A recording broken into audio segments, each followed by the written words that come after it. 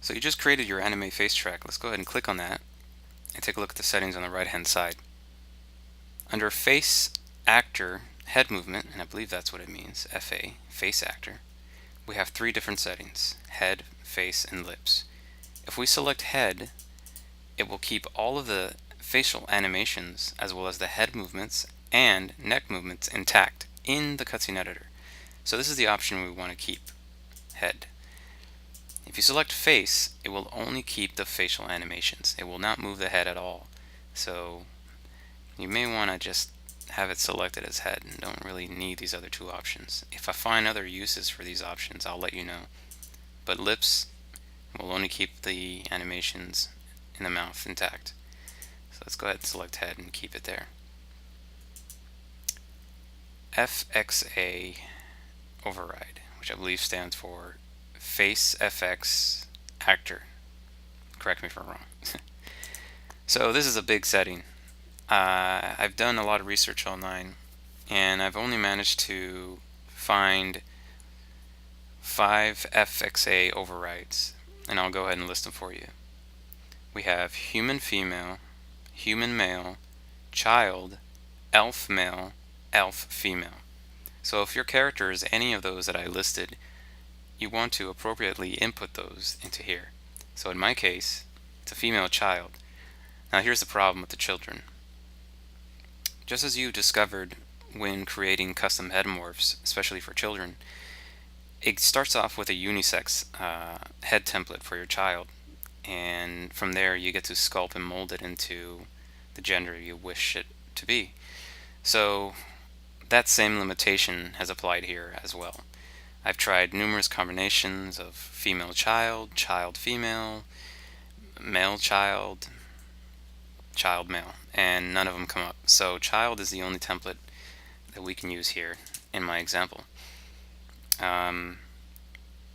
If you have a elf child, however, the same limitations apply. You're stuck with just the basic child template, just like you were stuck with it when you tried to create a custom elf child.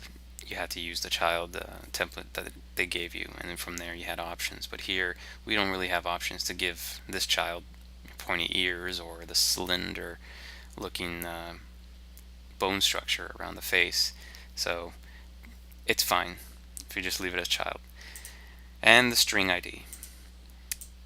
This is important because this kind of explains why we're able to create multiple Animate Face tracks. So let's just say this entire track was a blinking animation for our character here. And say we wanted to create a nice slight head movement. So let's say she's following a fisherman as he walks by past her.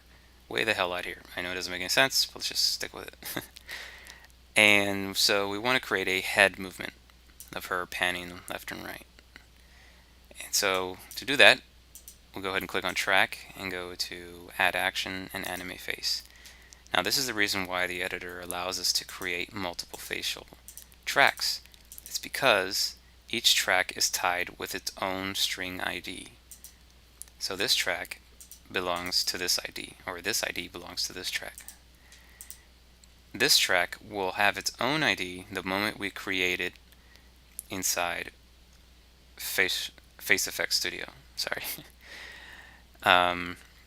So let's go ahead and do that just so you can get in the habit of seeing how these things work. Child, head, and right click on this and go edit face effects. Oops, keep forgetting.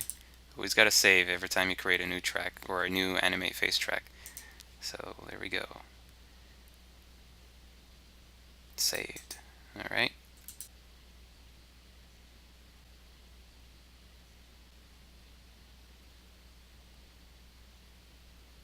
Alright, so here we go. So it doesn't show now. Oh, now it does. So you just got to click on the other track. There it is. So notice the difference in the numbers here. 817 for that one, and this one 815. So we can have as many Animate Face tracks as we want, and this is great, especially when you're creating additional tracks for your character's animations. Say, for example, an earlier time and you want to kind of double up on these things, well, this one would actually go down here with our new one. This editor will allow you to do that. So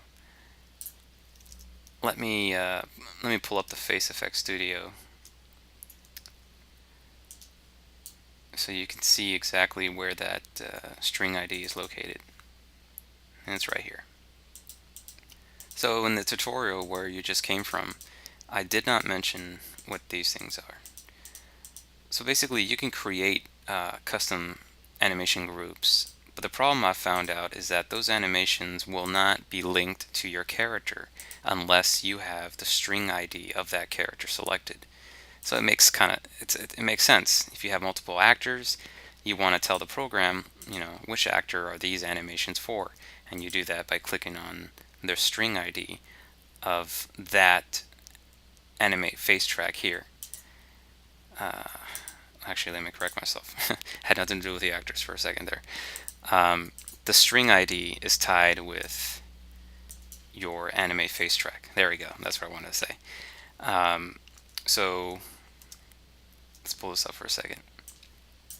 So let's just say we created a really nice animation here for young Juliana, and we have the string ID selected with the one that we want.